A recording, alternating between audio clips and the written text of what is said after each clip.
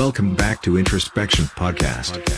As always, thank you for joining me on this journey into sound, production, and the deeper layers of electronic music.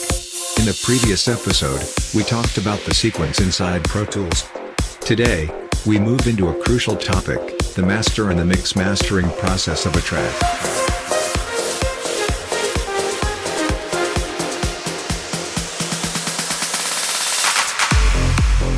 Mastering is the final stage of music production. It is where a track becomes polished, balanced, powerful, and ready for any sound system. But before we reach the mastering stage, we need to work with precision on each individual element. The rhythm section, the bass, the pads, the synths, the leads, and the effects. We always begin with the rhythm, close all the other tracks and keep only the rhythmic elements active: kick, snare, hi-hat, crash, chick 2, and snare 2. Here, careful listening is essential. You must control volume levels, stereo placement, equalization, and fade-ins and fade-outs. And remember, this step must be done only with professional headphones such as Technics, not on stereo systems. I will explain the reason in the next episode.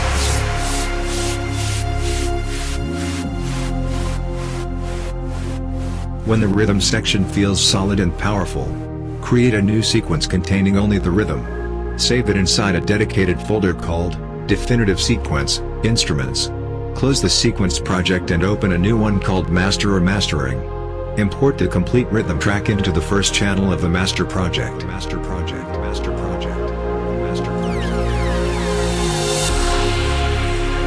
Now open the Spectrum Analyzer and immediately check for any corrections needed. Chick, snare, hi-hat, crash. Everything must be clean, balanced, and compressed correctly. Once the rhythm is perfect, save the master project. Reopen the sequence project. Close all channels and leave only the bass tracks active. Again, listen in headphones and check volume, EQ, stereo image, and fade-ins and fade-outs. When the bass is perfectly shaped, create a new track containing only the complete bass sequence. Save it in the definitive folder. Return to the master project and import the bass track as well.